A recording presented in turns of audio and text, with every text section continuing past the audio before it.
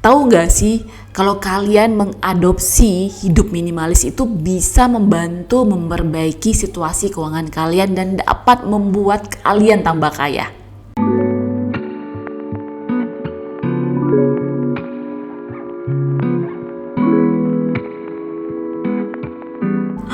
Welcome back to my channel, Inner Girl and Minimalist. Kembali lagi dengan aku, Ata. Ya, di channel ini aku suka sekali ngebahas mengenai minimalis, of course, frugal living, simple living, decluttering, budgeting, and also books. Berikut adalah kebiasaan minimalis yang dapat berkontribusi pada financial well yang kamu inginkan. Yang pertama itu adalah declutter reguler. Yang namanya minimalis pasti identik dengan declutter, yaitu membersihkan barang-barang yang gak terlalu penting, jadi bisa membuat rumah kita selain lapang, juga bisa menjernihkan pikiran kita, secara mental juga kita lebih sehat, kita juga sebenarnya bisa membantu orang-orang di sekitar kita, yaitu dengan menyumbangkan barang-barang declutter kita. Nah, kalau kamu jual kan bisa jadi uang tuh. Tapi walaupun kamu gak jual, dengan menyumbangkannya ke orang lain juga itu bisa membuat kamu tambah kaya loh. Kaya dalam berpahala, ya kan? Dan untuk idealnya ya, declutter itu dilakukan 1 bulan sekali atau 2 bulan sekali. Dan satu hal yang harus kalian ingat adalah, remember bahwa free space itu sama dengan freedom. Nah, kalau aku pribadi ya, aku punya strategi seperti ini. Jadi barang-barang yang aku nggak mau gunakan lagi atau aku mau declutter, itu biasanya aku simpan dulu selama 1 bulan. Kalau dalam 1 bulan itu barang-barang itu nggak aku gunakan, itu artinya barang-barang itu nggak perlu lagi buat aku. Biasanya aku donate ya, kalau memang masih bisa dijual. Tapi memang kalau bisa didonate, lebih baik didonate saja. Namun prinsip yang paling penting dalam declutter itu adalah belajar untuk let go. Untuk barang-barang yang rusak, yang kamu kepikiran untuk langsung membuang, aku sarankan untuk pertimbangkan dulu untuk diperbaiki terlebih dahulu ya. Kalau memang masih bisa dijahit ya, untuk pakaiannya ya dijahit dulu. Kalau memang masih bisa diperbaiki ya diperbaiki aja dulu. Nah, kalau misalnya kalian ingin lihat video yang ini nih, nah kamu bisa cek deh.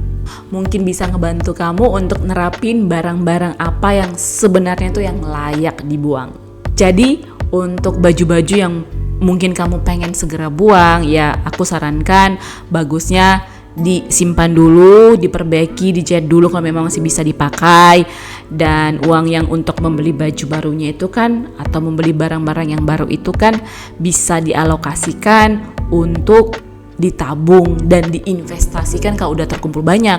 Bayangkan aja kalau misalnya kamu beli baju 1 bulan harganya sekitar 200.000 deh. Dalam 1 tahun kamu gak beli baju, itu bisa terkumpul sekitar 2,4 juta. Nah, kalau kamu investasikan itu udah berapa coba? Nah, bukan berarti aku melarang kalian untuk beli baju baru ya, tapi ingat, prinsipnya kalau mau beli baju baru itu adalah first in, first out. Dan pertimbangkan juga nih untuk membeli baju thrift, karena gak semua baju thrift itu yang gak bagus ya, banyak juga kok yang bagus-bagus. Dan juga ketika kita membeli baju thrift itu bisa mendukung sustainable living.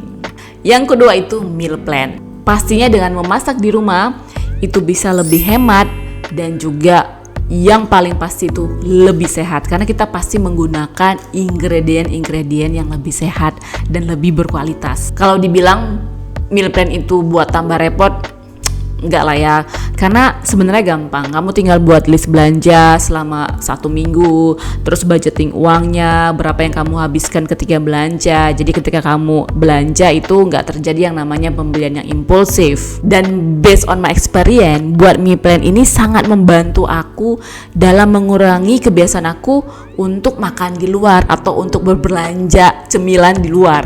Kalau meal plan kamu sehat, kamu juga berpotensi untuk hidup sehat, jadi kamu jarang sakit. Nah, kalau sakit pasti butuh biaya kan untuk berobat. Jadi at least ya, biaya yang untuk berobat itu bisa kamu tabung, dan buat finansial kamu pasti ya lebih bagus lah. Yang ketiga, membatasi sosial media. Dengan kita membatasi penggunaan media sosial, itu akan membantu kita dalam hal spend mindfully. Karena banyak ya sekarang tuh brand-brand yang udah gencar promosi melalui media sosial. Jadi bukan hanya melalui TV aja, malah sekarang itu trennya adalah mereka itu endorse di media sosial atau promosi di sana. Aku bukannya melarang kalian tuh punya media sosial ya, malah aku menyarankan di era digital sekarang ini kalian itu harus punya media sosial. Yang aku tekankan di sini adalah pembatasan penggunaan media sosialnya. Apalagi kalau sekarang ya itu ya udah canggih ya, kamu bisa setting nih penggunaan media sosial kamu dalam waktu durasi misalnya mau setengah jam atau 1 jam.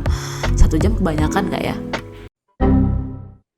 Ya kalau perlu ya buat alarm. Jadi ketika udah lewat dari masa tenggang yang kamu setting di HP ya akan berbunyi alarm dan kamu akan ingat, oh ya ini udah waktu aku habis nih untuk ngelihat sosial media.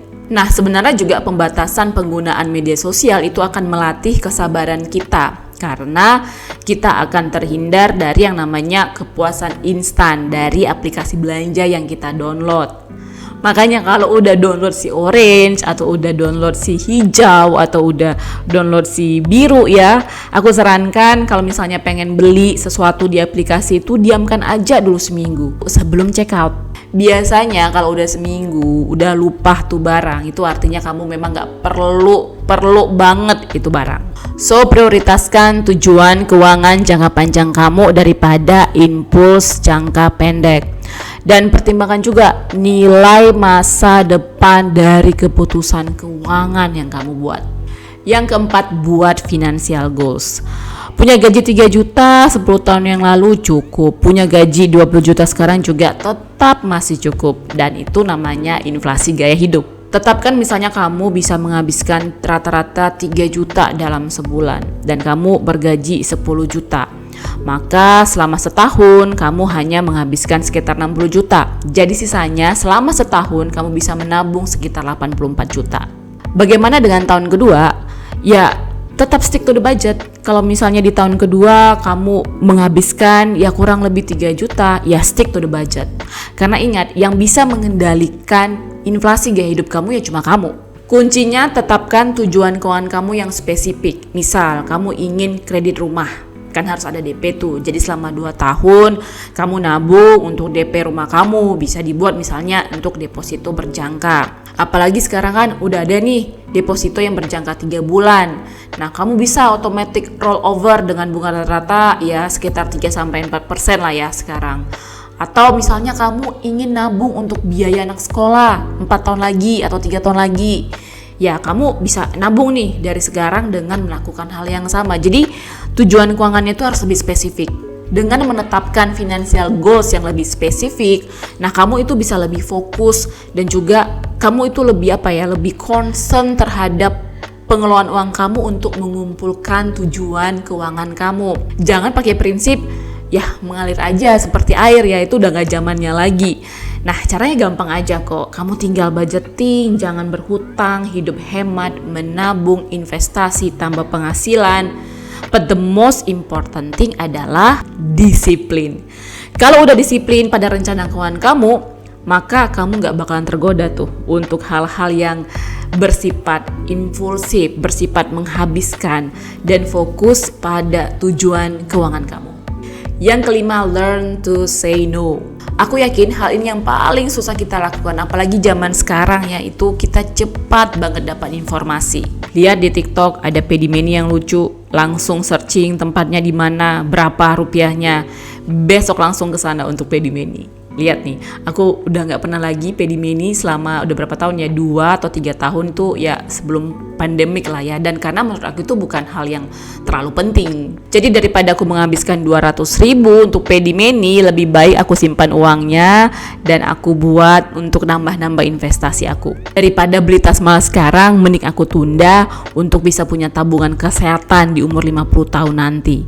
Daripada aku beli gadget yang kekinian, mending aku tabung untuk biaya sekolah anakku 10 tahun nanti ketika kuliah. Jadi dalam hal minimalis kita harus belajar mengatakan tidak dalam memenuhi kebutuhan kita sekarang ya, atau delay gratification, untuk punya financial independent yang baik di masa depan. Yang keenam, mengatur waktu. Sering gak kamu ngerasa satu hari itu gak cukup ya? Satu hari 24 jam itu gak cukup. kalau udah pulang kerja ngerasa itu nggak punya energi, tapi masih punya waktu 1-2 jam di atas tempat tidur untuk scrolling TikTok dan melihat YouTube. Kalau ini yang sebenarnya terjadi, sepertinya kamu perlu deh buat schedule untuk manage waktu kamu dalam sehari. Jadi jangan sampai terbalik ya, kamu yang diatur oleh waktu. Baiknya kamu yang mengatur waktu. Dan terus terang, aku masih bergumul di situ. Kalau ada waktu luang, yuk coba deh melakukan hobi yang baru, atau belajar skill yang baru, atau membaca buku yang baru, lebih kreatif, lebih produktif. Dan aku yakin banyak hal-hal yang baru yang kita pelajari kalau kita tekuni ya. Dan akhirnya bisa jadi nih, hal ini bisa menjadi alternatif kita untuk menambah penghasilan kita kelak. Seperti aku contohnya. Time is more valuable asset. Waktu adalah aset yang paling berharga, namun banyak kok yang gak menganggap waktu itu adalah aset yang paling berharga. That's why lah, mulai dari sekarang, coba deh kamu mengubah apa yang kamu lakukan dengan waktu luang kamu. Daripada kamu cek HP atau nonton TV atau ngelihat scrolling media sosial, buat deh planning manajemen waktu kamu. Dan gunakan waktu luang kamu untuk kayak menambah pengetahuan kamu, menambah skill kamu. Ya pastinya demi kualitas hidup yang kamu inginkan kelak. Yang ketujuh itu sering bersyukur ya. Kalau misalnya di zaman sekarang ya banyak ya orang itu obsesinya kayak mau tampil up to date. Efeknya adalah kita itu semakin konsumtif. Lihat teman kita yang punya gadget baru, kita pengen sama. Lihat orang di medsos punya baju yang lagi tren, kita pengen beli. Lihat makanan yang lagi viral di TikTok, kita pengen coba. Kalau kita hanya mengikuti keinginan kita, ya bakalan gak ada habisnya. That's why lah kita perlu menyadari nih, kita perlu mensyukuri apa yang sudah kita punya. Dan ya cukup membeli apa yang kamu butuhkan aja. Nah, minimalis punya prinsip nih. Dengan menambah barang yang kamu punya, gak menambah kualitas hidup kamu. Karena kalau kita membeli barang-barang baru yang bersifat up to date, itu sebenarnya hanya untuk membuat orang lain terkesan ya. Jadi buang jauh-jauh deh ide-ide seperti itu, buang jauh-jauh pola pikir seperti itu. Hanya dengan bersyukur, kalian bisa mengubah mindset yang salah-salah kayak gini nih. Mindset yang terus merasa kurang dan gak menyadari bahwa apa yang kamu miliki itu sebenarnya itu udah lebih dari cukup. Mindset yang lebih banyak melihat mereka yang di atas dan merasa selalu kurang ya. Maka belajarlah untuk mensyukuri dengan apa yang sudah dimiliki. Karena dengan memiliki mindset seperti ini nih, kamu itu bisa hidup lebih hemat dan pengeluaran kamu gak membengkak. Karena sekali lagi, happiness is not about currency. Dan tolak ukur kekayaan bukan sekedar mengenai materi saja. But finally, mengadopsi kebiasaan minimalis ini adalah sebuah perjalanan. Jadi butuh waktu untuk kamu bisa mengintegrasikannya dalam gaya hidupnya kamu. Konsisten dan komitmen adalah kunci untuk kita bisa menuai keuntungan finansial dari minimalisme. That's it video dari aku. Mudah-mudahan kalian suka. Kalau kalian suka isinya, kalau kalian suka kontennya, don't forget to like and comment and subscribe. And juga share ke teman-teman kalian. Dan satu lagi, bunyikan lonceng notifikasinya. I think I'll see you in the next video. Bye-bye.